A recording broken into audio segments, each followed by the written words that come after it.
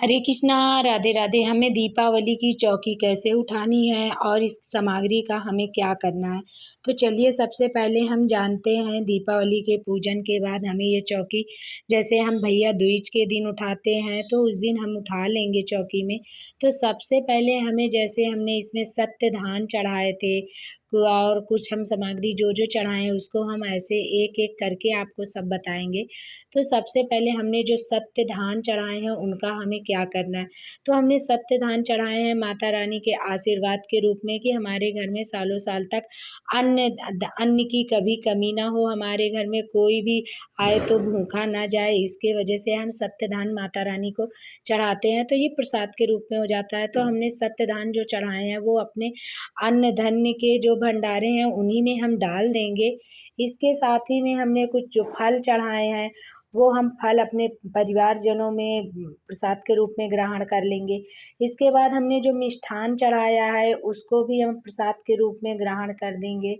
और जो हमने जैसे खील बतासे चढ़ाए हैं उनको भी हम भोग स्वरूप सभी अपने परिवार में या हम किसी को प्रसाद देते हैं तो उसमें हम बांट देंगे, क्योंकि ये लक्ष्मी माता का प्रसाद बन गया है और हम सबको ग्रहण करने से हमें बहुत सुख प्राप्त होता है। तो हमें ये प्रसाद अवश्य ही सबको बांटना चाहिए और सबको देना चाहिए। इसके साथ ही में हमने जो धाना लिया था उस धाने का हमें क्या करना है, तो धाना आप किचन में भी यूज कर सकते हैं या आप अपने खेतों में इनको बोकर भी देख सकते हैं माता रानी हमारे घर में कैसे निवास करती हैं, हरा भरा ये चीज़ के लिए।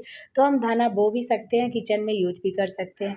इसके साथ ही में हमने जो और भी सामग्री जैसे चढ़ाई थी, सुहाग की सामग्री चढ़ाई थी। तो सुहाग आप किसी को दीजिए नहीं, क्योंकि माता रानी का ये सुहाग की हमने सामग्री चढ़ाई थी तो वो आप अपने पास ही रख सकते हैं, क्योंकि हमने दीपावली में लक्ष्मी माता की पूजा करते हैं। तो जो भी सामग्री होती है वो हम घर के बाहर किसी को नहीं देते, अपने घर में ही यूज करते, अपने घर परिवार में दे सकते हैं। इसके साथ ही में हमने जो कौड़ी है, कमलगट्टा है, लौंग है, इलायची है और चांदी का सिक्का है या कुछ दक्षिणा हमने जो चढ़ाई थी उसकी हम एक पोटली बना लेंगे। आप पोटली नहीं भी बनाना चाहते हैं तो आप इनको एक साथ थोड़ा थोड़ा करके अपने तिजोरी में रख सकते हैं माता रानी के आशीर्वाद स्वरूप। तो हम ये सब अपने तिजोरी में रख देंगे भैया दूज वाले दिन, वहीं पे स्वास्तिक बना के माता रानी का नाम लेके लक्ष्मी माता का हम वहाँ पे रख देंगे। तो हमारे घर में कभी धन की कमी नहीं होगी, हमें ये अवश्य करना है।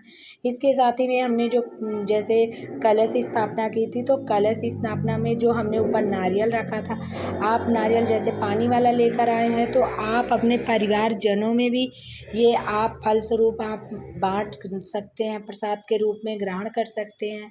हमने जो इसमें चावल चढ़ाए थे ये आप पक्षियों को भी दे सकते हैं। इसके साथ ही में हमने जो आम पल्लव चढ़ाए थे, आप ये आम पल्लव है और जो हमने कलश के अंदर फूल है, चावल है, हल्दी की गांठ है, सुपारी है, ये सब चीज़ हमें इसी आम के पल्लव के साथ रखने हैं। और इसमें हमने एक कौड़ी और सिक्का डाला था, हम वो निकाल लेंगे, वो हम अपने तिजोरी में रख देंगे माता रानी के आशीर्वाद के रूप में।